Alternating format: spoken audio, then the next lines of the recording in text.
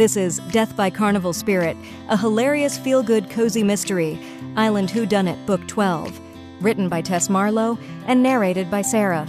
Chapter 1.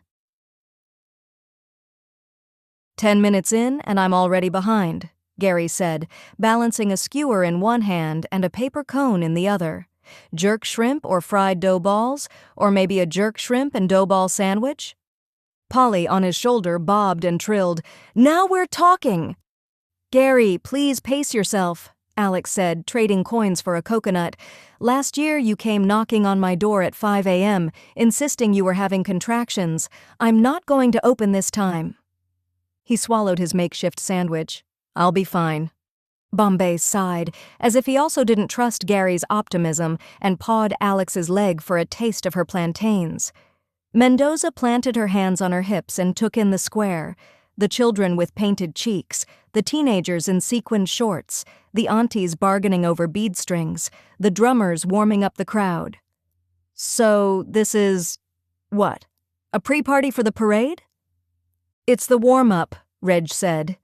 He'd found the shadiest slice of fountain ledge and was leaning against it, arms folded, the way people do when they're at home in a crowd. "You eat, you talk, you buy beads you'll never wear, and you wait." Lucian toyed with a plastic cup of something pink with too much fruit and too little fluid. Wait for what specifically? Because this is either glorious chaos or a safety officer's nightmare, and I can't decide. "For the procession," Alex said. "It starts once the sun dips. That's when the spirits walk." Mendoza looked at her over the rim of her sunglasses. "You say that like you actually believe it." "I live with a husband who loves magic tricks and a dog who follows rules better than most people," Alex said. "I can make space for spirits." Polly fluffed. "Bow to the spirits." A cluster of kids nearby giggled and tried to repeat him. Polly fluffed even more and HD behind Gary's head. They moved as a group with the tide of the square, pausing to sample and greet. A woman at a grill flipped fish with a practiced wrist. "You want the snapper," Reg said to Alex, who was eyeing the choices. "How do you know?" "Because you want the snapper," he repeated, and paid before she could protest. Alex bit in, eyes widening. "Okay, maybe I did." They drifted past a table draped with strings of beads and bright ribbons. The seller, gray hair wrapped in a bright headscarf, held up a coil of turquoise and gold. "For the short one," she said, nodding at Lucian. "He looks unfinished." "I've been called worse." He bent his head to let her settle the strands. "Now you fit the picture." She pressed a second string into Mendoza's hands. "For luck." "I've got a badge and a gun for that," Mendoza said, but she hooked the beads over her head anyway. "All of this noise and color just gives me a headache." "You're new to this," the woman added, eyes crinkling. "Don't worry, the island takes care." Reg tipped his chin toward the western line of roofs. "She's right. Once the sun dips, it will get quiet." "Quiet?" Gary asked with a mouthful. "Have you heard this place? I can't hear my own— What am I eating again?" "Spicy crab cakes," Alex said. "You're on your third." Gary looked at the paper boat in his hand, betrayed by the evidence. "Impossible." They stopped at a stall hung with masks, feathered, beaded, carved. Some were playful, some solemn, some with expressions so sly they felt alive. Shannon lifted one carefully. "These are gorgeous." "Look, don't wear," the seller said with a laugh. "Save the spirit faces for the night. Daylight is for the ones we're born with." "Island rule?" Mendoza asked. "It's just courtesy," Reg said. "You wait till Moko Jumbie clock in." "Moko Jumbie. Moko," Lucien muttered, searching his brain. "Hold on now. Guardian spirit zombie?" "Exactly that." Reg's mouth ticked. "What's the deal with the stilts?" Mendoza asked, nodding toward a pair of gangly teens practicing near a lamppost, an older man spotting them. "I mean, practically." "Practically?" Alex said. "They were used by tribe people to avoid stepping on scorpions, snakes, and such." "Spiritually," Reg added. "You get taller because the job is to see farther. Old idea. Came across the water, stuck." "So what's the whole point?" Lucian asked. "If you want to get down to basics," Alex said softly. "Once a year, the island guardian spirits show themselves and spread their protection." Gary swallowed. "In your terms, an annual antivirus update." "I still don't love the crowds. Something is bound to happen." Mendoza looked around. "We're not here to work," Lucian said. "We're here to eat and clap and maybe embarrass ourselves trying to dance." Gary perked up. "I can embarrass all of us." "Are there roles?" Shannon asked. "Like official titles? Or is it just whoever wants to show up?" "Both," Reg said. "There's a troupe, and it has a lead. But from what I hear, new people show up all the time, and it can get a bit competitive." A teenager darted up with a tray of little cups. "Sea moss pudding. Try." Gary took 2 before anyone could answer. "Bless you." "Bless your heart," Polly screeched, mimicking Reggie's drawl. Alex almost choked on her plantains. The sun began to dip. The lanterns grew brighter. The drummers sped up the beat. The whole square went quiet. Dancers spilled into the street, sequins flashing under the setting sun. The first stilt-walker appeared at the far end of the street. A boy in front of them squealed and nearly dropped his snow cone. "Showtime!" Reg said, giddy with excitement. The procession had begun. Chapter 2. "Never have I thought that stilts could look so physics-defying," Lucian said to Shannon. "This is a very weird and yet very magnificent art form." "Insurance nightmare, if you ask me," Mendoza chimed in. The stilt-walkers towered above the crowd, legs vanishing into flowing trousers, masks catching every color of the setting sun. They moved with impossible certainty, swaying but never faltering, taller than the 2-story colonial balconies that lined the square. Vendors leaned halfway out of their stalls, customers craned their necks. The whole square caught in a collective excitement. The crowd gasped as one and then started clapping in rhythm with the drums. Gary stuffed another crab cake in his mouth. "If I tried that, I'd be in traction before the drum break." Polly moved along Gary's shoulder, bobbed his head in rhythm and squawked, "Too dumb, too dumb!" Children nearby shrieked with laughter. Reg leaned closer to Alex. "Look at the guardian spirit. They went all out on the costumes this year." The lead figure swayed higher than the rest, the mask painted white, turquoise and gold, adorned with an enormous red feathered crown. His trousers flared wide and shimmering, each step making the feathers tremble, casting long, moving shadows across the mask. There were moments when it felt like the mask was smiling and winking at the crowd. He paused at the heart of the square, tilted his head like a bow to the drummers, then strode forward with the grace of a runway model. The crowd roared. Children screamed with delight. Even Mendoza let out a low whistle. "All right, now I get what the fuss is all about," Lucian muttered. "I feel like I somehow walked out of my flat on San Malvino and landed in a Miyazaki cartoon." Suddenly, the guardian spirit started to sway and bend at unusual angles. At first, the crowd cheered louder, assuming it was part of the performance, a flourish, a trick. The stilt-walker righted himself, took another step, then another, each shakier than the last. Alex's hand tightened around Reggie's arm. "He doesn't look right." The guardian spirit stumbled forward, windmilling his arms.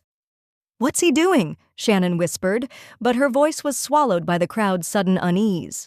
The cheer broke into nervous laughter, then fractured screams. Parents yanked their children back, vendors ducked behind carts, and the drummers faltered mid-beat. He took one more staggering step and toppled, 15 feet of masked guardian collapsing into the cobblestones. Chaos rolled through the square like a dropped drum. The music stopped on a gasp, drummers frozen mid-swing. Dancers scattered, sequins and feathers ripped from costumes and trampled underfoot. Parents grabbed their kids and hauled them backward. "Clear out!" Mendoza shoved forward, flashing her badge. "Make way!" Alex and Reg pushed in behind her.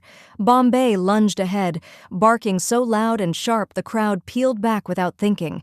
The stilt-walker was crumpled on the cobblestones, one leg twisted, stilts cracked like driftwood, mask tilted sideways. "Don't touch him!" a voice from the troupe cried. Let him be!" Mendoza dropped to her knees, pressed 2 fingers to the man's neck. Her voice went flat. "No pulse." Gasps hit like a ripple. The other stilt-walkers scrambled down, throwing their stilts aside with practiced jerks. They closed in, masks still on, breathing sharply and panicked. One bent, tore away the fallen mask, then froze. "That's not him." Alex's head snapped up. "Not who?" "Our guardian spirit," another blurted, tugging off her own mask. Her eyes were wide, frantic. "That's not him. He wasn't supposed to lead tonight." The words caught fire in the crowd. Murmurs turned fast and ugly. Curses, omens, bad luck. Somebody spat into the dirt. Another crossed himself. A vendor shouted for everyone to back up before the spirits turned angry. Reg crouched next to Mendoza. "Then who the hell is he?" Bombay nosed the broken stilts, then pressed hard against the mask. His body stiffened. One sharp bark, then another. He sat by the carved wood and stared at Mendoza like he'd just given his verdict. The crowd looked at the alerting K9 and instinctively took 3 steps back. Alex's stomach dropped. "Reg—" "I see it," he said grimly. The troupe froze, eyes darting from the dog to the mask, to each other. Polly spread his wings wide and screamed over the square. "Bad spirits! Bad spirits!" The crowd recoiled as if they'd been struck. An old woman crossed herself. "Ay, Dios mío!" A teenager shouted, "We are cursed!" and bolted, dragging his brother by the sleeve. Mendoza looked at Bombay, then at Reg. "Make sure nobody touches that mask!" Reg's gaze swept the square, the fear crawling through it. "I don't think that will be a problem." Chapter 3. The square hadn't cleared so much as compressed. The uniformed officers Mendoza flagged down waded in, unfurling tape and stringing it between lampposts and vendor carts. The crowd pressed tighter behind it, muttering in a dozen accents. "Push them back," Mendoza barked.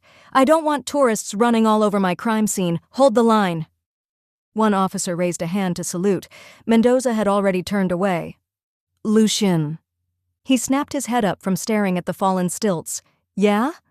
Call Dr. Crane? I don't care if he's in his pajamas. I want him here. Now." Lucien fumbled for his phone. "There should be an app for this.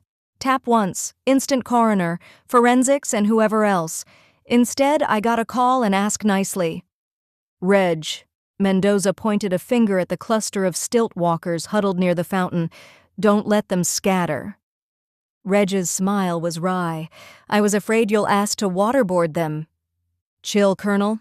We're in San Malvino, not Afghanistan." "Fair enough." He strode toward the troupe, Bombay pacing at his side, ears high. The stilt-walkers shrank together like a herd at the sight of the shepherd. "All right, people," he said. "Stay here and don't move, or my partner will bite your stilts off." Alex hovered at Mendoza's shoulder. "You want me to—" "Just stay close." Beyond the tape, the drummers had gone quiet, instruments hanging like dead weight. The dancers stood with feathers wilted, paint streaking with sweat. The carnival had turned from pulse to silence, and all that remained was the steady murmur of gossip, growing like a bread dough. "This is bad luck," one woman whispered, loud enough for 3 neighbors to hush her. "It's not bad luck, it's a curse," a man answered. Gary's voice rose above them, theatrical as ever. "If the spirit's dead, I'm leaving. The island's full of bad juju. I can feel it in my... everywhere." Polly bobbed his head and squawked, "Bad juju! Pack your bags!" A ripple of nervous laughter went through the crowd, quickly swallowed by people crossing themselves. "Move it back!" one of the uniforms barked, but the muttering didn't stop. Snippets of prayer, curses, and arguments bubbling like a pot left too long on the stove. Mendoza adjusted her stance. "Let them talk, just don't let them through." She crouched by the body again, double-checking the pulse she already knew wasn't there. Then she looked up at the troupe. "If he's not your lead, then who is he?" The stilt-walkers froze. One shifted. Another studied the cobblestones as if they'd suddenly sprouted weeds. Mendoza's tone sharpened. "Name, now." Still nothing. Fine. She stood.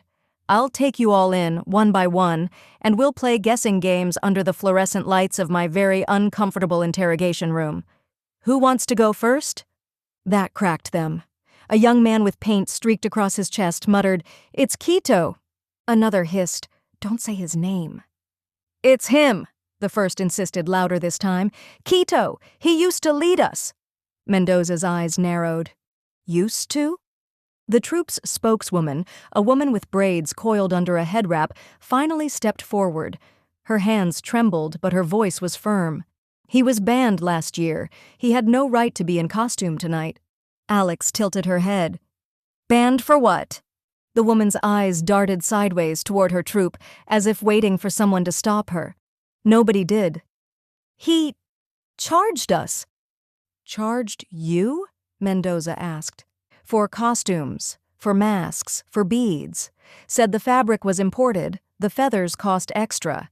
And if we wanted to look authentic and respect the traditions, we had to pay up. We found out he was pocketing the difference. One of the younger men spat on the cobblestones. He used us! Every troupe has costs, the woman continued quickly, but it's supposed to be shared, voluntary, not like this. So you kicked him out, Mendoza said flatly. The woman's mouth pressed tight. Yes, we chose a new guardian spirit, one who respects the troupe. Except tonight, Mendoza said. Your old lead was up there and your new one is missing. A ripple of unease moved through the group. Reg crossed his arms. Somebody explain that math. No one did. All right then. Mendoza's voice was sharp enough to cut through the square. Where the hell is your real lead, and when did you see him last? The troupe looked at each other, sideways, down, anywhere but forward. We don't know. Behind them, Bombay gave a low growl. Chapter 4. Blue strobes painted the lanterns a sickly glow as a compact van nosed up to the tape. Dr. Elliot Crane unfolded himself from the driver's seat, tall, thin, sleep-starved, and mildly irritated. He snapped on gloves before the door thunked shut. Evening, Doctor, Mendoza said. Apologies for ruining your night. What else is new? Crane said, already walking. He crouched at the body as if the chaos humming around them didn't exist. Neck intact. No obvious blunt force trauma besides the fall. He looked at Bombay, sitting next to the mask, and eyeing it suspiciously. Since your canine is obviously trying to tell me something, I'll grab the mask and run a talks panel. Bombay let out a small woof, as if saying, You're thinking in the right direction, Doc. Good boy, Alex murmured, patting his head. Crane made a small, unhappy noise and zipped up the body. Guess you don't need a time of death from me, since you witnessed it live. He stood up. Do I get a name? Or is it another Juan Doe? Quito, Mendoza said, former lead of the troupe. I'm going to need a bit more than a first name. Lucien, Mendoza said. Already on it, boss. Lucien took out his tablet and started going through the database. The tech rolled the gurney in. Before Crane turned away, he looked at Bombay. Pleasure doing business with you, officer. To Mendoza, text if you want prelims before dawn. Did I ever not want them before dawn? Crane sighed and got in the van. Mendoza sighed. Sometimes I think Crane would prefer Bombay as a lead detective. Then turned to the troupe.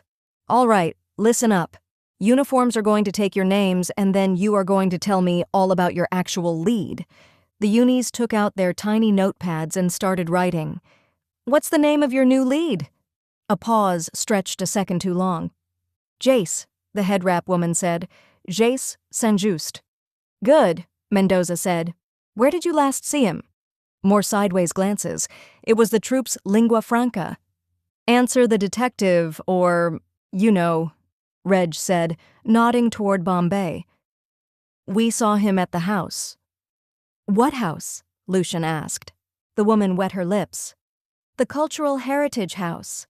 The old customs house at the end of the street. The city gave it to the coalition. It's where people keep workshops. She ticked them off with a resigned hand.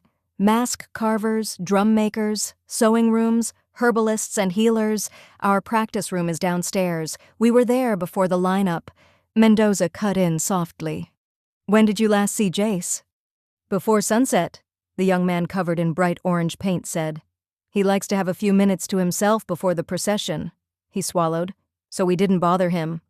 What happened next? We waited outside. He came out of the house already in costume. The head wrap woman said, got on the stilts, and we went. Did any of you see Keto today? The whole troupe shook their heads no. We haven't seen him for a couple of months. All right, we're going to that house of yours. She turned to her team. Alex, Reg, Lucian, you're with me. Shannon, find anything you can on Keto and Jace. Gary, Mendoza added without looking, float the crowd. All island gossip goes through me. Gary saluted with a corn dog he somehow acquired in all this mess. You got it, detective. He drifted away, already matching stride with an auntie in a visor who looked ready to spill the beans. The head wrap woman raised a hand. Do you need someone to take you? You're coming, Mendoza said. 2 of you. She pointed, making her choices by the feel, the spokeswoman and the young man with orange paint. The rest. If you gave your details to the officers, go home. They moved out against the tide of puzzled party-goers. Gary slid sideways through clusters of people. Excuse me, ma'am, did you say curse? The auntie in the visor didn't need encouragement. Cursed? You don't fall like that unless something pulls your ankle. Bad joints are a curse indeed, Gary nodded. 2 tourists fell in step on Gary's other side, grateful to be consulted. We heard the lead ran off with somebody's wife. No insurance? The second said, delighted by his own creativity. Fake a fall, sue the city. A vendor steering a cart chimed in without slowing. Politicians cut funding for the Heritage Arts last month. Everything is a message now. They passed under a row of older lanterns that hummed like tired bees and turned down the narrower street that sloped toward the water. The sea breeze found them at the end of the street. The old customs house hunched like a dignitary no one had invited. Long 2 stories, stone-scarred by humidity and time.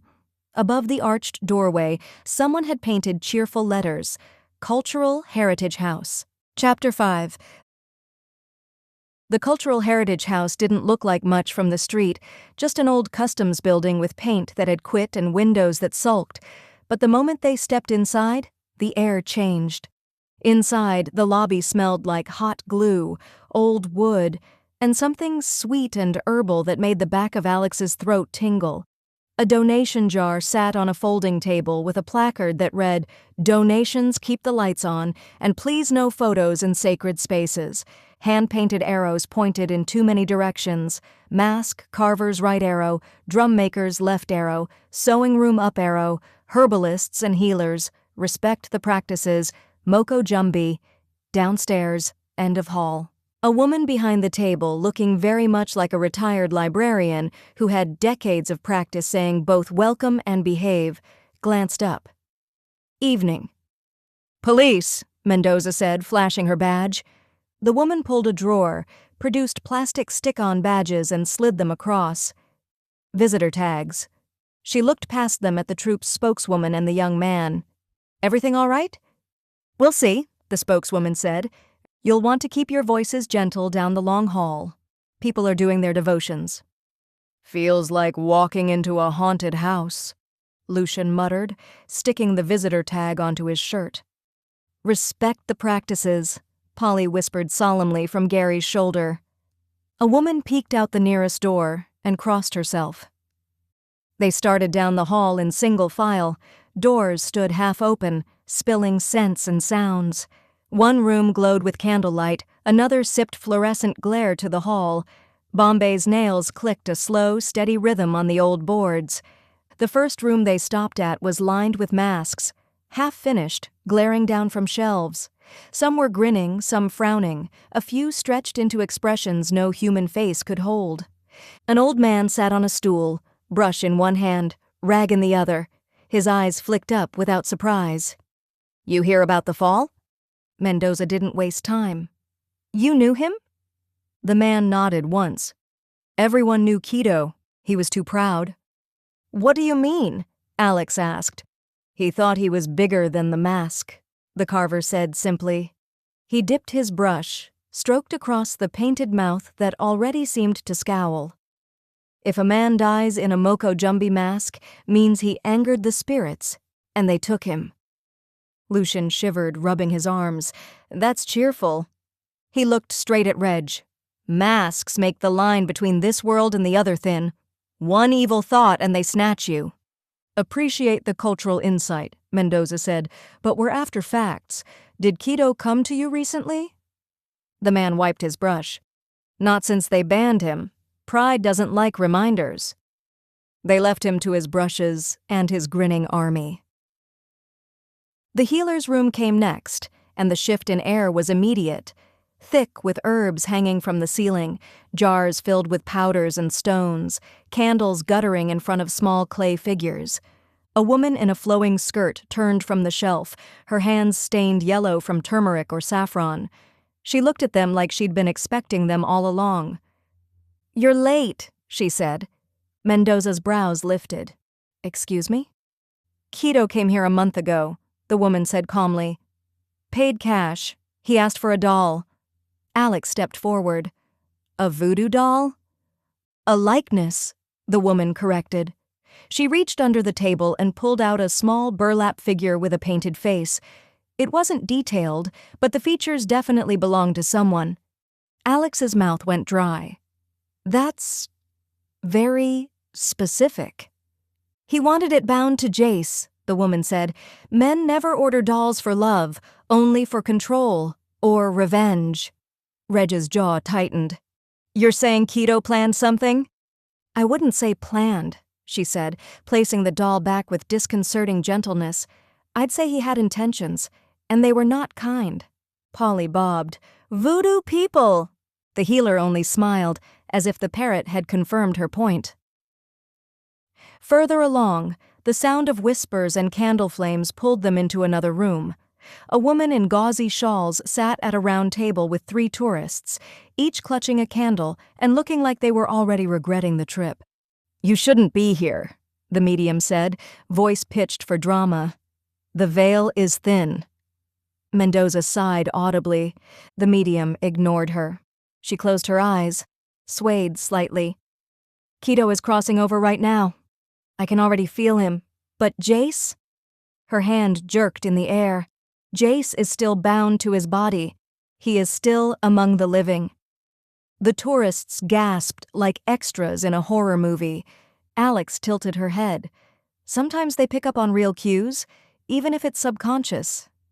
Mendoza gave her a look that could curdle milk. Polly screeched, "Crossing over!" and one of the tourists nearly fell off his chair. They left the medium with her theatrics and 3 new traumatized visitors. By the time they reached the end of the hall, the troupe's spokeswoman was wringing her hands. "This is where we last saw Jace." The practice room was a wreck, trousers tossed over racks, straps coiled and uncoiled, stilts leaning drunkenly against the wall. Bombay sniffed along the scuffed floor, then gave a short, frustrated huff. "No, Jace," Mendoza said flatly, "unless he's hiding in that pile of costumes." The young man with paint on his chest shifted. He could be in the cellar. "What cellar?" Mendoza asked. The spokeswoman winced. "Under the house. It floods most of the year. Nobody uses it." "Flooded cellars," Gary said. "Always the fun places to check." "What did you hear in the crowd?" Reg asked him. "Many things. Half the crowd says Jace ran away because the spirits picked the wrong man. Other half says Keto cursed him, but the curse backfired. And one tourist swears it was a plot by the mayor to keep the carnival short to save money on streetlights." "Solid leads," Mendoza said dryly. She turned to the troupe members. "Show me the cellar." The spokeswoman hesitated. "Detective, it's dark, damp, dangerous. Nothing I haven't seen." They moved down the corridor again, this time toward a narrow stairwell half hidden behind a stack of chairs and a hand-painted sign that read, "No entry. Flooding risk." Reg eyed the moldy stairs. "Looks like just the right place to hide a body." Mendoza flicked on her flashlight. "Let's go." Chapter 6. Gary stayed upstairs and peered at the crew going down. "If you die in that spooky cellar, I'll take care of Bombay." Reg shot him a look. "Most probably vice versa, but thanks." Bombay rolled his eyes and sighed. Lucian pulled his collar up, muttering, "Water and electricity. Great combo. Hope this place isn't wired." "I wouldn't bet on that," Reg said. Polly puffed up, his voice echoing into the dark. "Goodbye forever." The old stairs creaked and groaned under their weight. Alex held Bombay's collar tight, taking one step at a time. At the bottom, water lapped against their shoes, ankle-deep in some places. Their flashlights skated across stone walls covered in decades of black moss. "Haunted house vibes confirmed," Lucian whispered. Mendoza ignored him. "Fan out! Keep your beams moving." The first side room was half flooded, racks of costumes floating like drowned dancers. Sequins glimmered under the flashlight beams, eerie and cheerful at once. "Creepy," Alex muttered. Reg poked a soggy mask with his toe. "You could stage a whole horror movie in here." The next chamber held festival backdrops, paint smeared by humidity into warped faces. Bombay sniffed the edges, flattened his ears, then pulled Alex back toward the main corridor with a low grunt. "Rats," Reg said. Sure enough, tiny eyes glinted before disappearing into water. Lucian pressed his back to the wall. "This whole building is a code violation." "This whole island is a code violation if you ask me," Mendoza shot back. They moved deeper, beams cutting swaths across the cellar. Every drip of water sounded like footsteps behind them. Every shadow looked like it belonged to someone alive. Bombay suddenly stiffened, his whole body angled toward a swollen door near the far wall. His tail froze, ears pricked. Then he barked once and sat right in the water. Reg froze with him. "He's alerting." Mendoza was already moving. She jammed her shoulder against the warped wood. "Help me." Reg took a stance in front of the door. "Detective, step back." The old swollen door had no chance against the retired SEAL's kick and came off the hinges. The beam of Mendoza's flashlight cut into the small storage space. A man slumped in the shallow water, wrists bound with cord, gag slipped half off his mouth. His sequined tank top was soaked, trousers streaked with dust, straps dangling loose as if someone had half-dressed him and left. His chest rose in shallow, uneven jerks. "That must be Jace," Alex breathed. She dropped to her knees and turned him on his back. "He's unconscious." "Jace, buddy, wake up." Reg crouched and gently shook the man. Mendoza's voice snapped like a whip. "Ambulance, now." Lucian scrambled for his phone, already dialing. "We need EMS at the Heritage House, cellar level, man-bound, shallow breathing. No, don't argue, just send them." Reg sliced the cord from Jace's wrists with his pocket knife. The man groaned faintly, but didn't wake.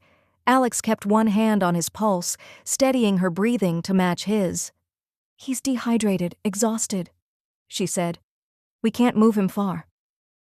"Far enough to get him upstairs," Mendoza said. She looked at Reg. "You and Lucian carry him." Lucian blinked. "Me? You've got arms, use them." Reg hooked Jace under the shoulders. Lucian hesitantly took his legs. Together they lifted, water splashing around their feet. "Easy," Alex cautioned. "He's barely holding on." "Someone tied him down here and left," Mendoza said, her voice low but fierce. "That wasn't improvisation. That was planned." "Probably keto," Alex echoed, watching Bombay's ears still pinned back. At the top of the stairwell, the air was a fraction fresher.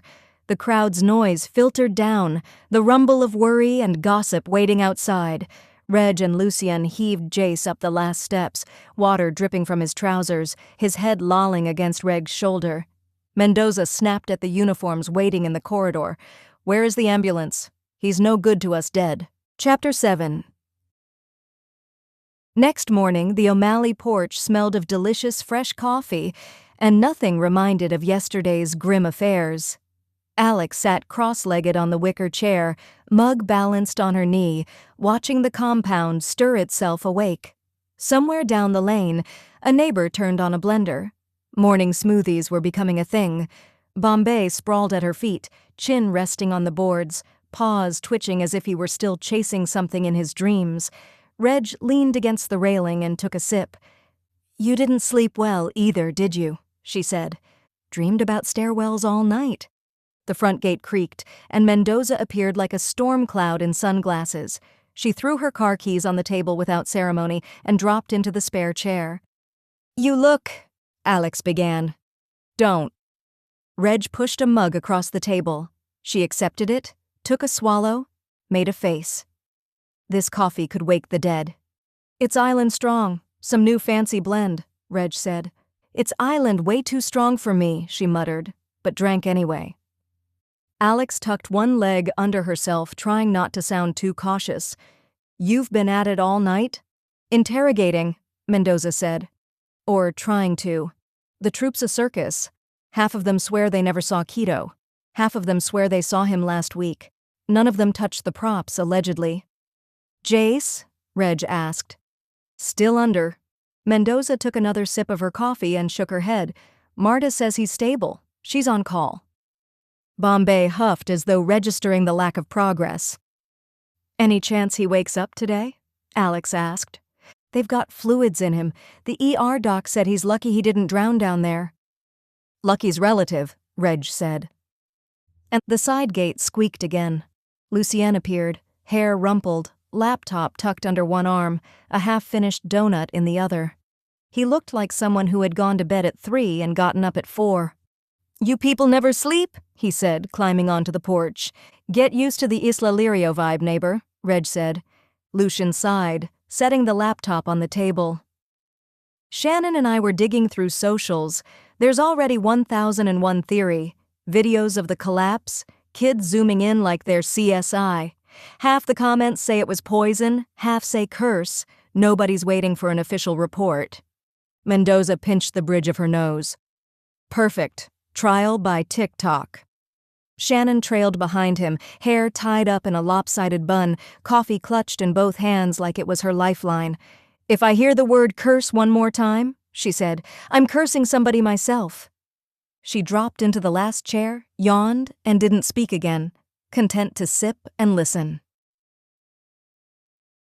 Mendoza's phone buzzed against the table. She glanced at the screen, then thumbed it on. "Crane, give me something." Alex could hear his voice even from across the table, flat and clinical. "Preliminary talks, paralytic alkaloid, absorbed on contact, lining of the mask, your Vic was dead before he hit the ground." Bombay opened one eye and let out an "I told you so" woof. Mendoza's knuckles whitened around the phone. So it wasn't a fall. "Gravity's not to blame. I'll know which compound after full talks, but it's not something you pick up in the spice aisle. Careful with evidence." "Thanks, Doc," Mendoza said. She ended the call and set the phone down like it weighed too much.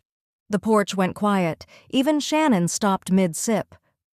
"So," Reg's voice was steady, low. "Not an accident." "Not a curse either," Alex added. Mendoza tapped her fingers on the table.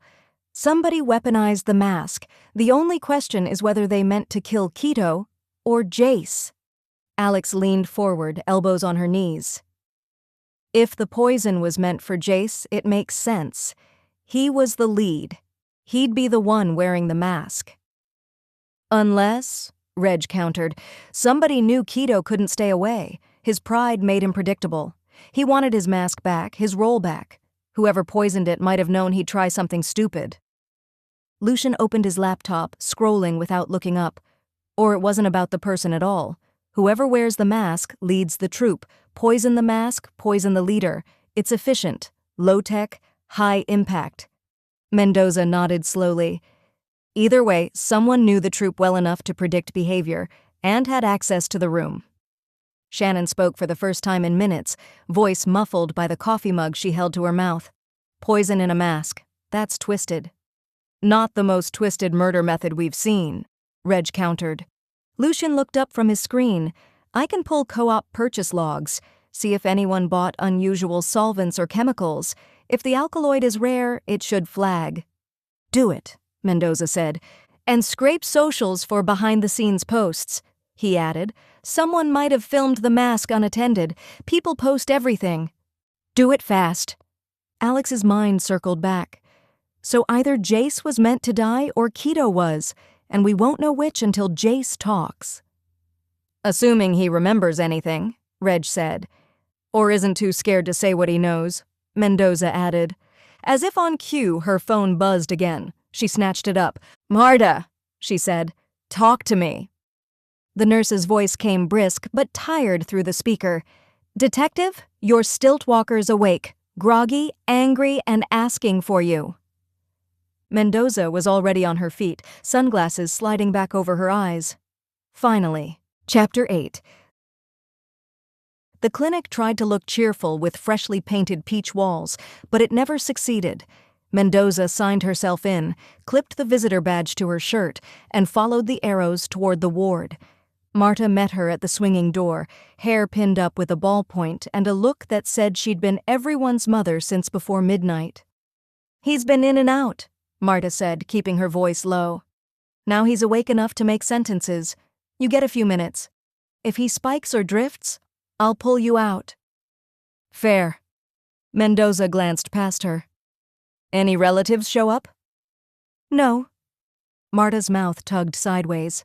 No wife, no cousins, no one even called to check in. Mendoza nodded at the door. Let's do it. Jace Saint-Just was propped at a careful angle, a thin line of oxygen taped under his nose. The cellar had wrung him out. Even his ears looked pale. Marta checked the monitor like a referee. Keep it short, she said, and withdrew to the nurse's station where she could still watch them through the glass. Mendoza pulled the chair close enough to talk without raising her voice. Mr. Saint-Just, Detective Mendoza, San Malvino Police. He tried to sit straighter. The habit of it was stronger than the pain. I remember you. Good. I'm going to ask you simple things first.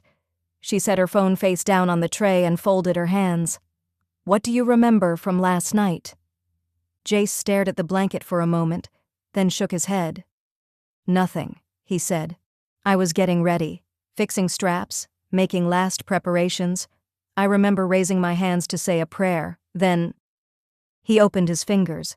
Blank, like a curtain. When I came back, I was in water. I thought I was dreaming, dizzy, could not find the floor. Then, nothing again. Do you remember how you got to the cellar? Mendoza asked. I told you, nothing. He met her eyes, unflinching. If I do not know, I do not guess. Understood. She let that sit a second.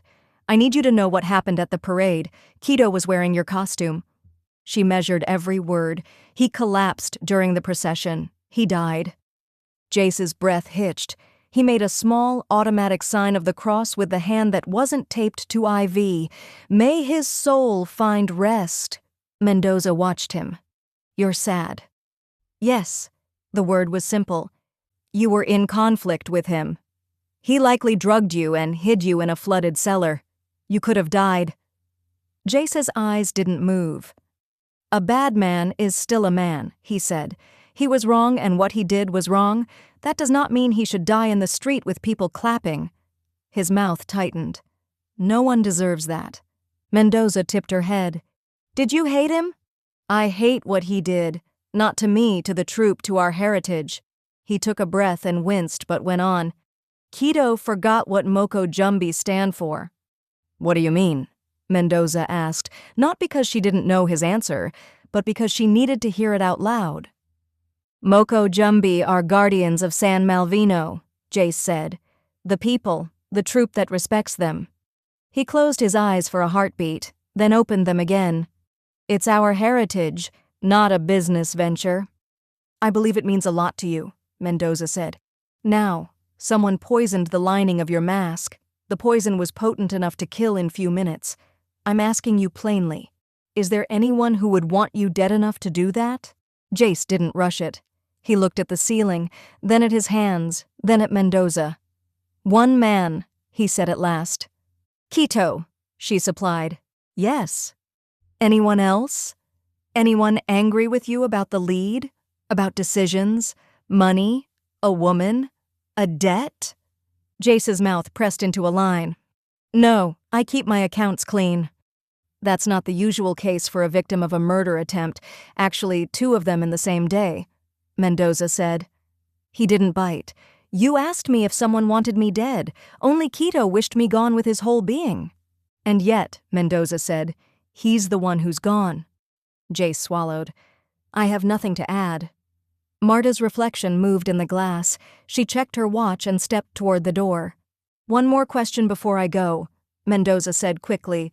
The last thing you remember before you fainted, anything odd? A smell? A taste? Hands on your shoulders? Jace frowned, concentrating. No. I was going to say a prayer for the troupe, for the parade. Then it all cut to black. All right. Mendoza stood. Thank you. He shifted again, a man trying hard not to be less than he was. Detective. Yes? It doesn't matter what kind of man Quito was. He deserves justice as much as anyone else. Mendoza smiled. So do you, Jace. Rest. She turned to leave. The door swung wide before Mendoza could take another step. A woman swept in. 9-inch heels, designer sunglasses, sharp suit. Jace! She exclaimed, crossing the space in 3 strides. She leaned down, kissed his cheek, cupped his jaw as if to assure herself he was real. I came straight from the airport. My God, look at you. Franny, Jace said, his voice softer than it had been with Mendoza. Mendoza stepped aside to let her pass and folded her arms. The woman finally turned, acknowledging the detective with a practiced smile. You must be the one in charge. What happened to my husband? Does he need a lawyer? Why would he? Mendoza asked evenly. He's the one tied up and dumped in a flooded cellar. That makes him a victim, not a suspect. Still, the woman said, brushing an invisible wrinkle from her sleeve, better safe than sorry. It's everyone's right, isn't it? Jace looked faintly embarrassed. Detective, this is my wife, Francesca. Pleasure, Francesca said, shifting her gears. I wish it were under better circumstances. She smoothed her skirt, then launched without prompting. I was in Bogota for 2 days. Business trip, high-end client from Colombia. He sent a jet, wanted to negotiate in person. Cash deal, huge commission. I couldn't exactly say no. Mendoza raised an eyebrow. Real estate? Yes. I broker properties. I'm sure you've heard about the beachfront parcels. The island's a hot market. Her eyes flicked back to Jace, then to Mendoza again. Clients like a personal touch. Jace's mouth worked as if he wanted to add something, but Francesca pressed a hand to his shoulder, silencing him without looking. Mendoza let the silence stretch a beat. Then, almost idly, Weren't you in Elizabeth's book club? Francesca blinked. A blush climbed quick to her cheekbones. Yes, briefly, it was not for me. She hesitated, then added, What Isadora did was terrible. You left the island when? Mendoza asked. The day before Carnival. And you came back this morning? Yes. I almost went crazy when I heard Jace is in the hospital. She smoothed Jace's blanket. I came straight from the airport. Jace inhaled, parted his lips. Francesca's hand tightened at his shoulder. He needs rest, she said firmly, looking at Mendoza instead of him. If you could postpone the questioning, detective? Mendoza looked at Jace, pale but intent, trying to speak through the weight of her palm. Francesca, polished, practical, refusing to let him. She gave a short nod. I was already leaving. Francesca smiled with relief, already turning back to her husband. Thank you. Mendoza left the room, the door closing on Francesca's low murmur and Jace's silence. In the hallway, she pulled out her phone, thumbed Lucian's number. He picked up on the second ring. Check Jace and his wife, Mendoza said. Especially the wife, Francesca Sanjuste. Properties, travel, associates, whatever's in the system. If she sneezed at a customs officer, I want to know. Lucian sighed. On it. Chapter 9. Reg leaned back in his favorite chair on the porch, one ankle propped on his knee, while Alex read her 10th thriller this month. Bombay dozed under the table without a care. Mendoza appeared through the gate, sunglasses hiding most of her exhaustion, but not the stiff edge to her stride. She dropped into a chair and poured herself a glass of iced tea from the sweaty pitcher. "Well?" Reg asked. Mendoza tugged off her glasses and rubbed her eyes. "Turns out Francesca, the real estate broker you met in Elizabeth's book club, Alex, is Jace's wife." Alex nearly sloshed her iced tea. "Francesca? That Francesca? Impeccable hair, designer heels, bragging about beachfront parcels sold to clients from Dubai? She's married to a stilt-walker." "Apparently." Alex shook her head slowly. "That is so strange. I never would have guessed." Shannon patted out from the depths of O'Malley apartment. "What's strange?" she asked, collapsing into the free chair. "Francesca," Alex said. "The broker. She's Jace's wife." Shannon blinked, then snorted. "Their lives don't even overlap online. I follow both of them. Francesca's feed is champagne glasses, drone shots of villas, and luxury dinners. Jace's is stilts, kids he's training, cultural heritage workshops, not a single together photo." She scrolled on her phone. "Unless you count one blurry wedding throwback." "Opposites attract," Reg said. "Or they really have nothing in common." Mendoza folded her arms. "In the hospital, she was protective, loving, like she'd flown across the world to throw herself at his bedside. And maybe she did. But it didn't line up with what you're describing." Alex set her mug down with a decisive little clink. "If we want to know more about Francesca, we should talk to Ms. Belvedere. She was in the book club with her. If Francesca ever slipped, Ms. B would have noticed." Mendoza tipped her head. "You think she still remembers what went on in that book club?"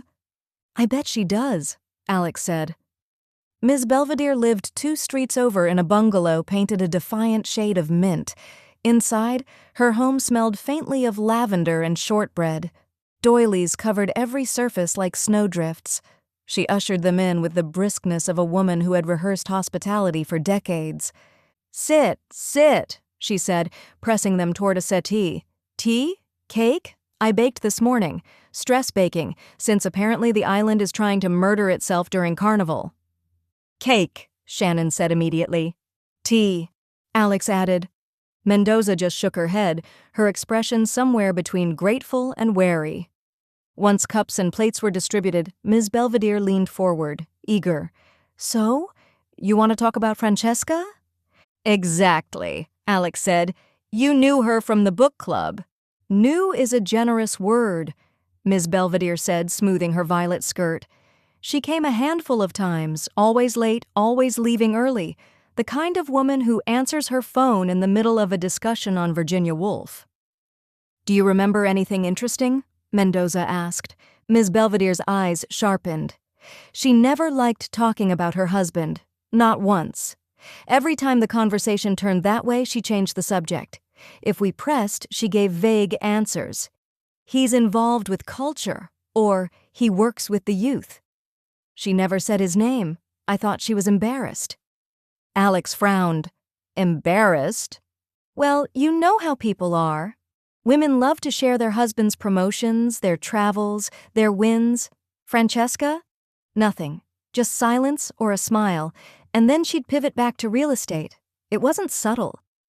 "But she seemed very protective at the hospital," Mendoza said. "Affectionate, loving, came straight from a business trip to be by his side." Ms. Belvedere's mouth pursed. "If a woman doesn't like talking about her husband, detective, there's probably someone else she does like talking about." Shannon made a soft ooh noise around her forkful of cake. "That's speculation," Alex said gently.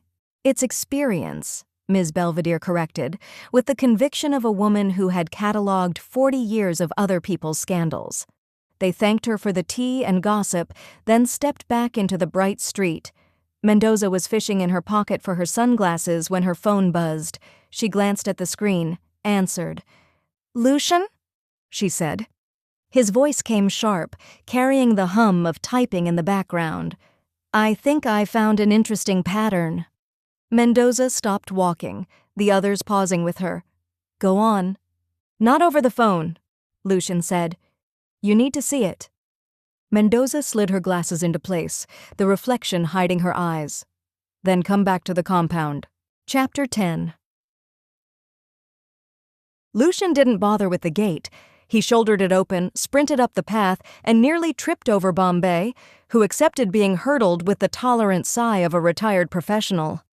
"News," Lucian panted, skidding onto the porch with his laptop clutched to his chest. "Big, weird, probably terrible news." Reg didn't flinch. Why did I even bother installing a latch? "Sorry," Lucien said sheepishly, collapsing into a chair and flipping the laptop open.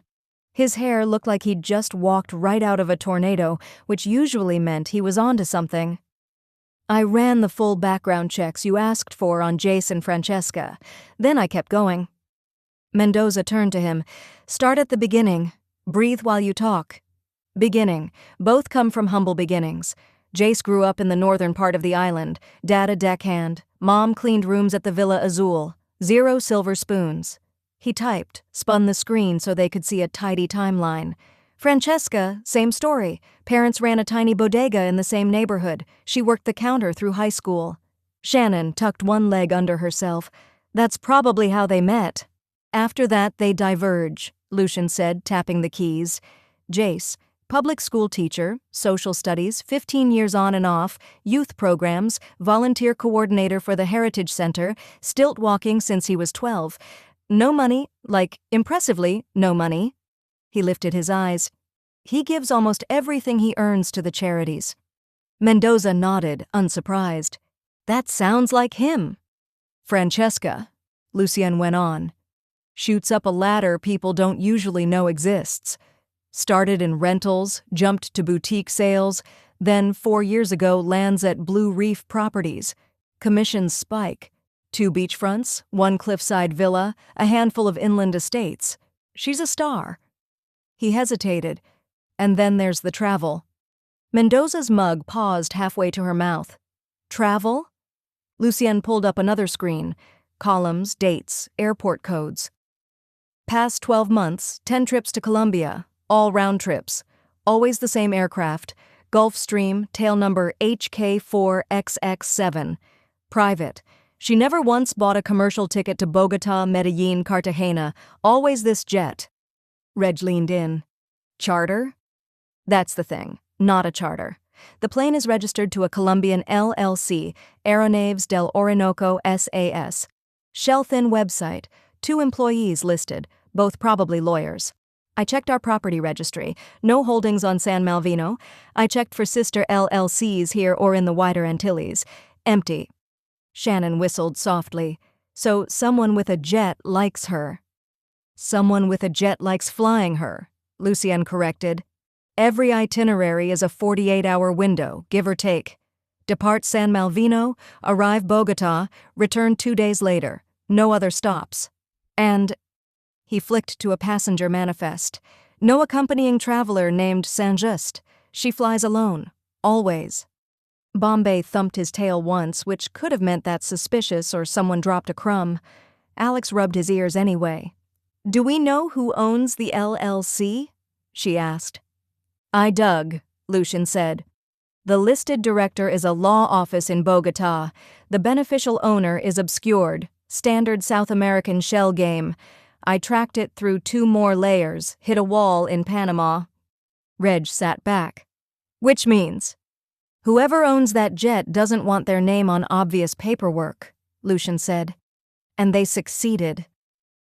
Mendoza's gaze stayed on the dates. Are any of those trips tied to a closing here? Sometimes around the same week she posts about exciting buyers or global interest on her pro account, Shannon said, already scrolling her phone, but the captions are vague. She never tags clients. Lucien nodded. Public records show none of those Colombia trips line up with Colombian entities buying here. No offshore LLCs linked to Colombian directors popped in our registries. If she was flying to meet buyers, they weren't buying on the island. Could be she was meeting investors for projects elsewhere, Alex said. Could be, Lucian allowed. But if that's the story, it leaves very little in San Malvino's paper trail. And Francesca's never teased a regional expansion. Her feed is strictly our beaches and our champagne." Mendoza's voice was calm in the way it got right before she connected the floating dots in her head. "And you're saying she never took Jace?" "Not once," Lucien said. "No shared tickets, no travels together outside the island, period. He has one passport stamp in the last 5 years, St. Lucia, a youth troupe exchange. That's it." Shannon glanced at Alex. Online it always looked like he stayed home. Workshops, kids, heritage posts. "Finances?" Reg asked, without looking away from the columns. Lucien lifted a palm. "That's part 2. I pulled surface level first. But one more thing. On 3 of those 10 trips, the jet filed flight plans under a rush clearance code issued to, let's say, expedited VIPs. That's not illegal. It's just how very important or very connected people move fast through red tape." "Colombian Viv IPs," Mendoza said. "Colombian Vive IPs," Lucien echoed. The porch took a breath. Alex spoke first. "So we have Francesca's life split between 2 worlds. Here, the polished broker. There, a private jet, a hidden owner, 10 trips without her husband. And a husband who posts kids on stilts and repair days at the Heritage Center," Shannon added. "It's like watching 2 series that never cross over." Mendoza turned the screen back to herself and studied the dates again, as if a pattern could be forced to confess. "You did good," she said. Lucien blinked, unused to praise. "There's more I can dig if you want. Phone records, customs declarations. I'll tread lightly." "Do," Mendoza said. She tapped one date with her thumb. "And flag me anything that overlaps with last week. I want to know exactly when she left and exactly when she stepped back on island soil." "She told you she left the night before Carnival," Alex said. "She told me a lot of things," Mendoza said. "I rather have it confirmed." Shannon rose to refill her glass. "So, big? Weird? Probably terrible." She looked at Lucien. He rubbed the back of his neck. "I stand by the adverbs." Mendoza set her glass down with a click. "All right, that gets us to the edge." She looked up from the laptop, past Reg and Alex to the bright stripe of sea beyond the palms. "Now we step over." "All right," Alex said. "Let's put the pieces together." "Are you trying to say," she asked Lucien, "that Francesca wasn't traveling to Colombia for work?" Lucien shrugged. "All I'm saying is the paperwork doesn't line up. 10 trips, same jet, no linked business here, and no clients tied to Colombia on record." Alex leaned forward, her voice softer. "Then what does that leave? A lover, like Ms. Belvedere suggested?" Mendoza grunted. "If she's got somebody with a jet, it'd explain the first-class lifestyle. But here's the question. If she's living large and doesn't want to be married to a stilt-walker, why not just divorce him? They don't have kids? No custody battles." "Because divorce costs," Reg said before anyone else could. He raised his glass like a toast. "Trust me, I'm a 2-time expert. You split the pot and sometimes walk away shirtless." Shannon wrinkled her nose. "That's poetic. And depressing." "It is what it is." Lucien clicked back into his laptop, fingers tapping with the neat violence of someone trying not to break the keyboard. "I checked their finances. Francesca has significantly more money. Commissions, investments, 2 condos in her name. Jace, as I already said, has nothing." "And no prenup?" Mendoza asked. "Nothing registered in the court or in their home parish?" Lucien confirmed. "If she divorces, Jace is entitled to half." Alex frowned. "Half of everything she's built." "Exactly," Lucien said. "So if she does have a lover in Colombia, divorce isn't the easy way out. It's expensive." Shannon pushed her glass aside. "So what are we saying here? That Francesca, or someone connected to her, decided poison was cheaper than divorce?" "Don't put words in my mouth," Mendoza said, but her tone was sharper now. She tapped her knuckle against the table. "But the finances do paint a motive." The group let that hang in the humid air. Bombay shifted under the table, exhaled, and laid his head on his paws as if to punctuate the thought. Mendoza finally straightened, her sunglasses back in place. All right, that's enough porch law school for one morning. I need to talk to Francesca alone, without Jace, without the show of devotion. You think she'll crack? Reg asked. I think people show different masks when they're not being watched, Mendoza said. And Francesca has at least two, broker and wife. I want to see if there's a third one. She stood, picked up her phone, and headed down the steps. Don't take too long, Alex called after her. It's still Carnival week. Mendoza didn't answer, just kept walking until the gate clicked shut behind her. Chapter 11. The interview room in San Malvino Police Department was small enough that every sound bounced: pen taps, shoe scuffs, the hum of the old ceiling light that buzzed like a mosquito you couldn't swat.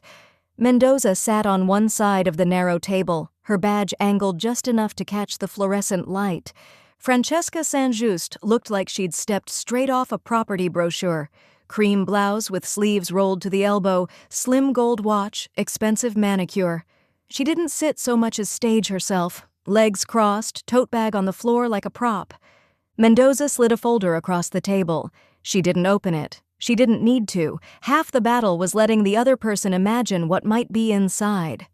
10 trips to Colombia in 12 months, Mendoza said. Her voice was steady, almost bored. Always the same jet, always back in 48 hours. Francesca smiled, the kind of smile that usually came with 7-figure property deals.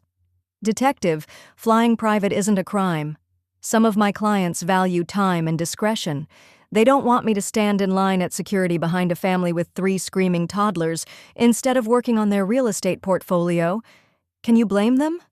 No, Mendoza said, but usually when someone flies that often on a stranger's dime, there's more than just business involved. Francesca's smile held.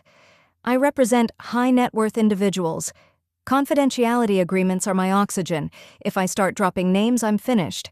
And that helps no one, including the island economy. You want to explain to the tourism board why investors are spooked? Mendoza studied her. You never once took your husband with you. The first hairline crack should have shown there. Instead, Francesca leaned forward, letting the overhead light glint in her eyes. Jace is devoted to his schoolchildren and his troupe. He's happiest teaching little kids how to balance on stilts. Dragging him to boardrooms in Bogota would be cruelty. We married young. I know who he is. He belongs here. That's what you love about him? Mendoza asked. Yes. Francesca's gaze softened, just enough. He grounds me. I live in 2 worlds, detective. He's my reminder which matters the most. For a second, Mendoza almost believed her. Almost. Let's talk about the other night, Mendoza said, voice sharpening. While your husband was being tied up in a flooded cellar, someone put poison in the lead mask. When the parade started, Quito was wearing it. He collapsed during the procession and died. Meanwhile, you were in Bogota. Francesca's mouth turned down in a rehearsed tremor. Yes, on business. Mendoza let silence sit heavy. Francesca filled it. Which is why I don't understand why I'm here, why I'm being interrogated as if I'd slipped poison into a mask when I wasn't even on the island. Shouldn't your energy be spent protecting Jace? He's been through enough. San Malvino police was present at the parade. Mendoza's eyes sharpened. Why weren't you there to cheer on your husband? After all, it happens only once a year. Francesca rolled her eyes and sighed. I've been on more parades and rehearsals that you can count. The whole island was cheering on him. I would be just another face in the crowd. She flipped her hair dramatically. Besides, there are business meetings that you just can't skip, but you wouldn't know that. The ceiling light buzzed louder, or maybe it was just the blood thumping in Mendoza's ears. Francesca pushed back her chair. If you're done, my husband needs me. Mendoza stood up without another word. Francesca scooped up her tote, rose in one motion, and was gone. Her perfume lingered and clung to the interview room for a while. Mendoza exhaled through her teeth, gathered the folder, and walked out. The San Malvino police station wasn't built for late nights, no matter how hard Mendoza tried. It was too tiny to fit a proper break room or a half-decent couch.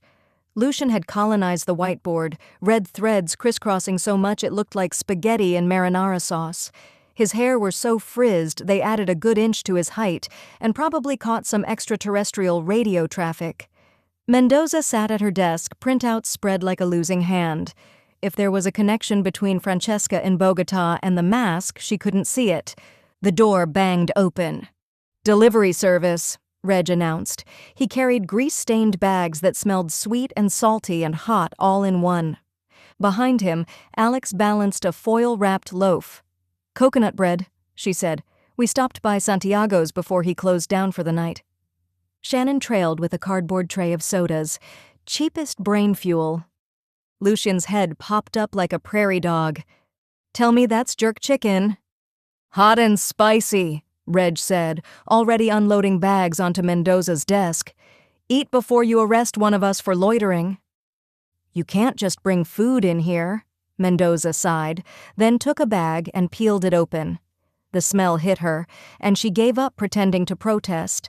They moved to the conference room, which was the only place in the station that could fit 5 people, without giving the vibe of sardines in a can. Bombay padded in behind them and strategically lied under the table to catch all the falling crumbs. Shannon dropped a plantain chip on purpose.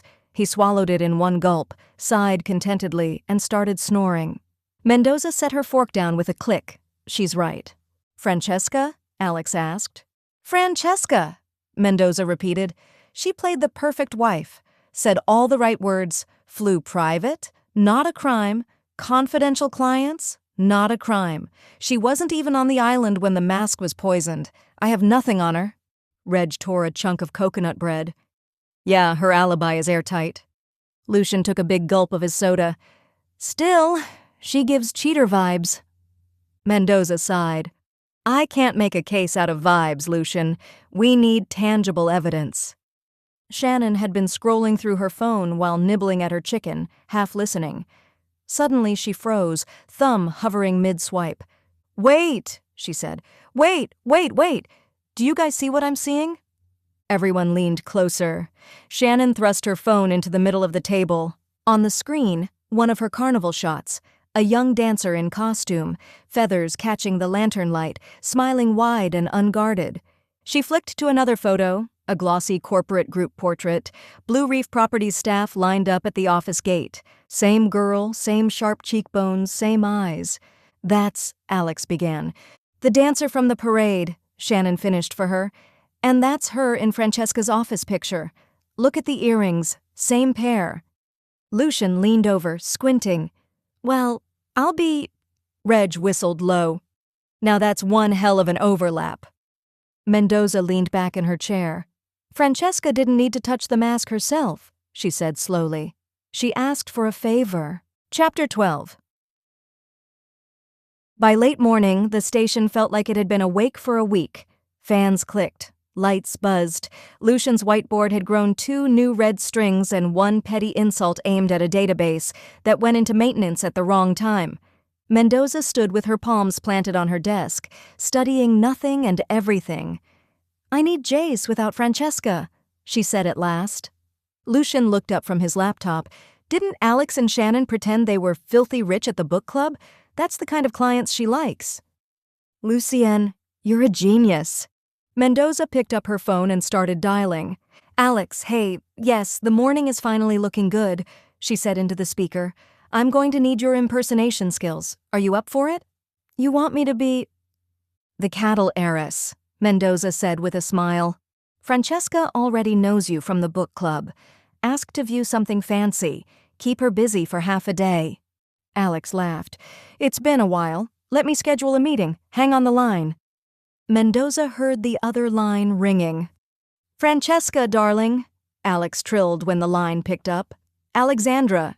Yes, that Alexandra from Elizabeth's book club. I've been stewing in the most dreadful compound and I simply can't anymore. I heard a whisper about a villa. Terracotta roof, sea like a postcard. Tell me you can show it to me today?" There was the faintest beat. Then Francesca's business tone snapped into place, cool and efficient even. "Alexandra, of course, we can absolutely accommodate you. Are you at liberty this afternoon? Say 3, at Blue Reef's showroom." 3 is simply perfect, Alex said. I'll bring my checkbook. I do hope you've got air conditioning." "We do," Francesca said, "and caviar and champagne." "Delicious. See you then." Alex let the accent melt as she ended the call. "She's hooked." "Good," Mendoza said, already checking her watch, mapping the gap. "If she's at the showroom at 3, I have a window now." "To do what?" Alex asked. "Ask her husband about our mystery girl," Mendoza said, "before Francesca gets there to stage manage the answers." Lucian waggled his eyebrows. Break legs, metaphorically, of course. Someone at the clinic decided that the peach walls weren't cheery enough and spritzed it with rose-scented air freshener. The bleach undertow didn't go away. Marta met Mendoza at the ward door. "You again," Marta said, not unkindly. "Jace is feeling better." "Is Francesca here?" "Not yet," Marta said, assessing her like a bouncer. "She called, said she's headed to her office first, which gives you plenty of time." "I'll be quick." "Famous last words," Marta muttered, but she pushed the door open. Jace Saint-Just was propped at the same careful angle as yesterday, eyes clearer, skin a shade brighter. He managed a small smile when he saw Mendoza and tried to sit up straight. "Detective," he said, "I have more of my head today." "Good." She pulled the chair close. "I need a name." He frowned, a crease of honest confusion. "Name?" "A young woman," Mendoza said. "Dancer at the Carnival, also in your wife's office photo. Works at Blue Reef." Recognition smoothed his forehead. "Marina," he said. "Marina Toussaint." "Tell me about her." He shifted to get comfortable. "She grew up in my old neighborhood. Her father was a fisherman until his back gave out. Marina kept her grades even when the lights got cut. Smart, quick with numbers. I took her to the Heritage Center to keep her off the streets. She's a good dancer." Mendoza took that in. "And Blue Reef?" "I asked Francesca to see her," Jace said simply. "When Marina finished school, she was stacking cartons at the market. I thought she could handle phones, filings, clients. She has a way of being presentable." "So your wife didn't pluck her from the thin air," Mendoza said. "You recommended her." "Yes," Jace said. "I bring kids to the Heritage Center, find them paying jobs when I can. What is the point of standing tall if you do not lift others?" Mendoza set her elbows on her knees. "Was Francesca pleased with the hire? Or did she do it as a favor to you?" He thought about that with the same care he brought to every answer. At first she wasn't sure, but Marina managed to prove herself. She's such a hard worker. He smiled proudly. "Francesca actually told me that Marina became her right hand." "Are they close?" Mendoza asked. "Socially." He considered, then shook his head. "Marina is careful with boundaries. She does not mistake a kind boss for a new mother." "You're sure there aren't other reasons you wanted her placed?" Mendoza kept it clinical, not accusatory. "I need to clear the ground, Jace." Color rose along his pale cheekbones. His gaze didn't flinch. "Detective, I am a married man. I do not take what is not mine. I wanted her financially stable, that is all." "All right." Mendoza let that settle. "Did Marina help with costumes? Have reason to be in the stilt-walkers room on parade day?" "Parade day is always very chaotic."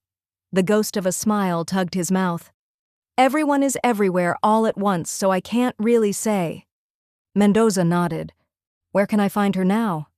"At Blue Reef," he said. "She works 9 to 5. Marta's reflection loomed in the glass.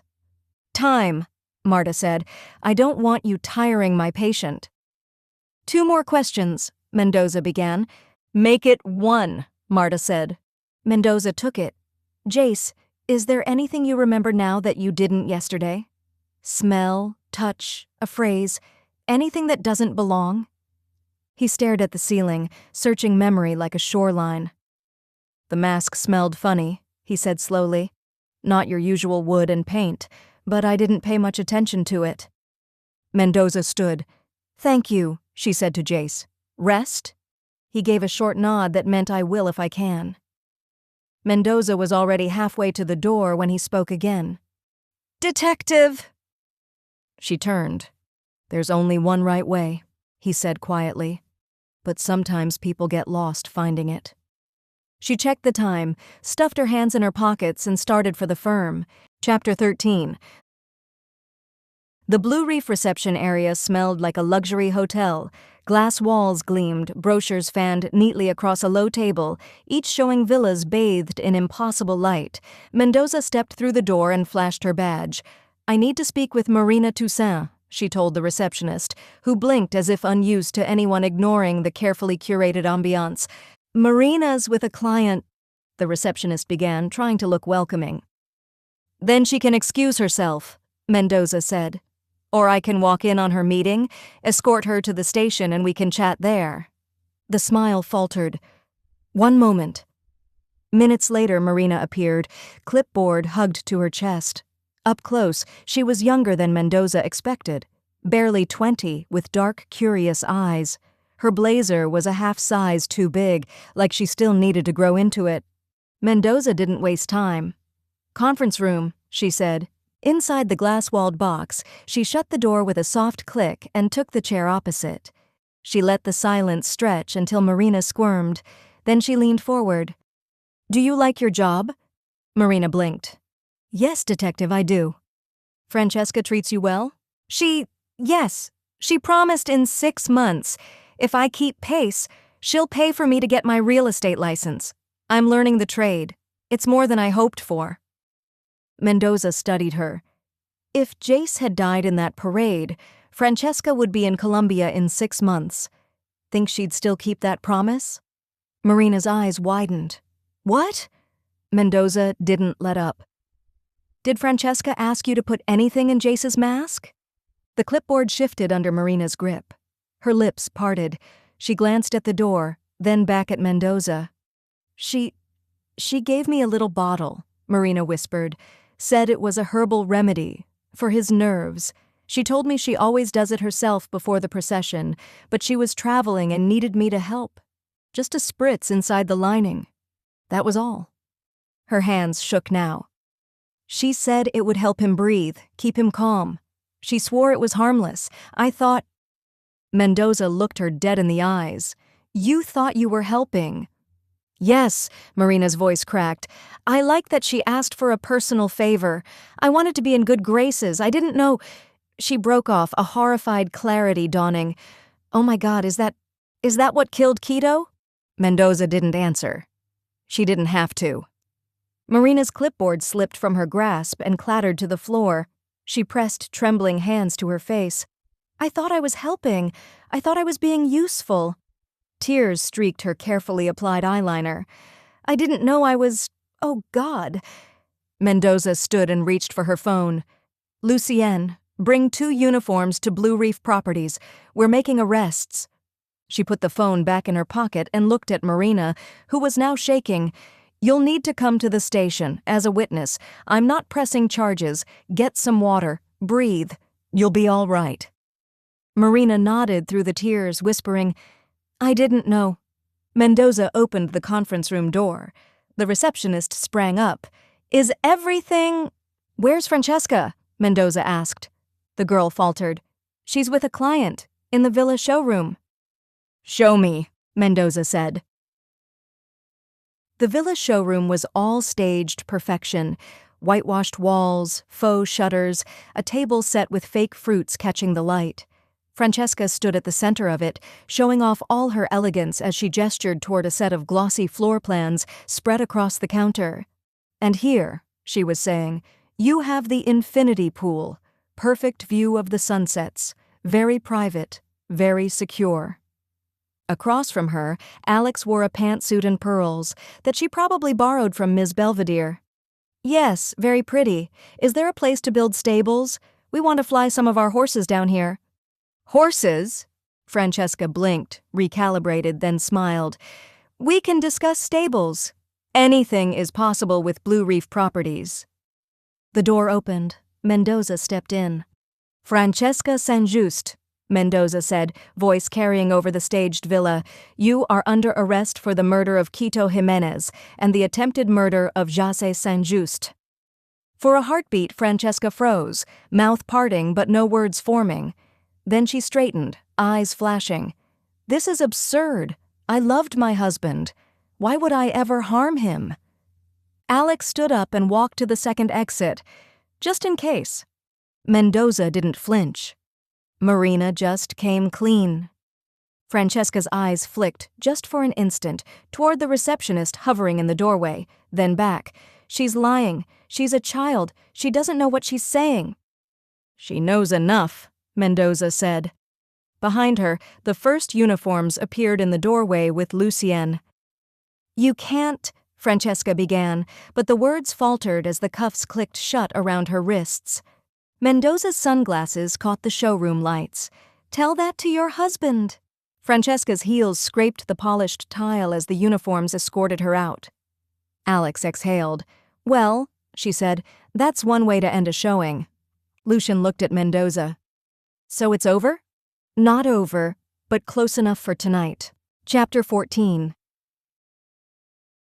By the time the sun had begun its slow descent, the porch of Alex and Reg's unit felt like the only cool place left on the island.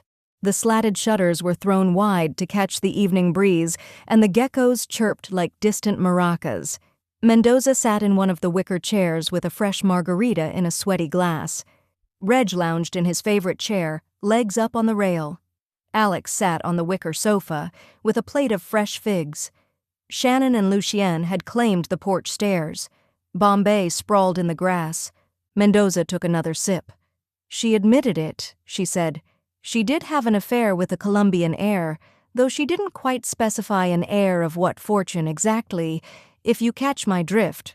Said she was tired of Jace giving himself away and knew he would never divorce her willingly because, and I quote, he's one of those fools who believes in unbreakable vows.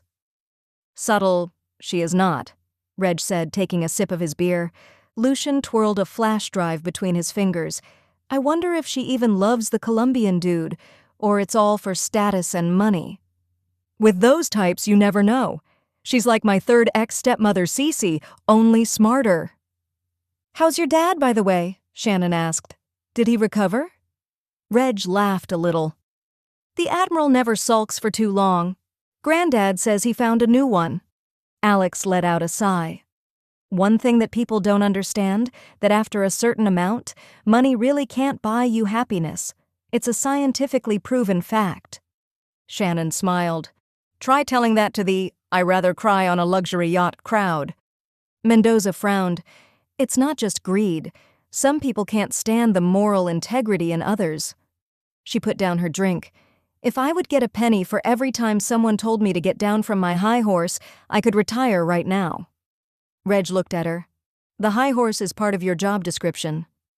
I like him, Mendoza said softly. He's earnest, a little too much maybe, but he is proud of helping those kids. He really believes in his cause. And she shook her head. She's just chasing the wealth she didn't have growing up. The porch sagged a little with the weight of their words, but not for long. Gary burst through the gate with the subtlety of a marching band. Polly rode his shoulder, wings half flared, chanting, Let's go! Party! Party! Party! If you sulk here a minute more, we'll be late for the party. Get up. He started to pull everyone up from their places. We are the guests of honor, and it's kind of rude to be late. Reg turned to Alex. I don't remember Gary taking a part in Jace's salvation. Why is he suddenly a guest of honor? Why do you think the ambulance came so fast? Gary made a face at Reg. I called them the moment you went down to that creepy cellar. Greedy for attention, Polly squawked from Gary's shoulder. All right, my bad. Reg raised his hands in surrender. The Heritage Center at the end of the street looked like it decided to scrub itself clean of everything ugly. The halls were vacuumed and well lit, the windows squeaky clean and wide open, the air was full of frying batter, grilled corn, and the faint sweetness of sugarcane. Lanterns swung overhead cheery and bright. A hand-painted sign stretched across the entrance. Welcome back, Jace. The letters wobbled, bright blue against a canvas drop-cloth. Children darted between the grown-ups in paper masks and bent cardboard wings. A trio of stilt-walkers did a little dance, their laughter ringing louder than the drums. Jace stood under the banner, propped on a carved cane, his students buzzing around him like bees around a flower. His face was thinner, his eyes tired, but when he spotted them, he straightened and lifted a hand. The crowd hushed just enough as he began to speak. His voice was raspy but steady in its conviction. "I thought I had a family with Francesca," he said. "She was my choice, my vow. But I see now, I was blind. She lived in another world I could never be part of." For a moment, in the hospital bed, I thought my urge to help and educate the youth was foolish. Nobody really needs what I have to give. But I look out here now. His gaze swept across the street, over the children clutching sparklers, the elders in their Sunday best finery, the troupe balancing high above them all. And I see this. I see you. And I realize this is the real family. The one that loves me for who I am, not for what I have to offer. The applause that followed was thunderous, warm as the night itself. People stomped, clapped, whistled. The drummers struck up a rhythm that shook the boards under their feet. Alex's throat tightened, but she managed to smile. Reg squeezed her hand. Polly puffed up his feathers, cocked his head, and belted over the drums in a warbling shriek. "Real family, party time, bow to the spirits." The crowd erupted in laughter. Mendoza leaned against the cool stucco wall, the sound of the island wrapping around her. She let herself breathe, shoulders loosening at last. Lucian leaned next to her. "So, another case cracked." "I guess," Mendoza murmured, gazing the string lights. "People can move on enjoying their carnival week." Alex clinked glass against Mendoza's untouched beer. "Cheer up, Angela. You saved the guardian spirit." The drums thundered louder, and the Moko Jumbie swayed overhead like benevolent giants, their masks almost smiling in the lantern glow. San Malvino felt safe. Thank you for listening and being part of this journey. A new book in the series will be released every Sunday at 10 a.m. Eastern Time. I can't wait to share the next chapter with you. Please like and subscribe to stay with the story. Much love, Tess Marlowe. This has been Death by Carnival Spirit, a hilarious, feel-good, cozy mystery, Book 12 in the Island Whodunnit series. Written by Tess Marlowe. Narration produced and directed by Maureen Gazarian. Audio created using 11 Labs multi-voice narration technology. Thank you for listening.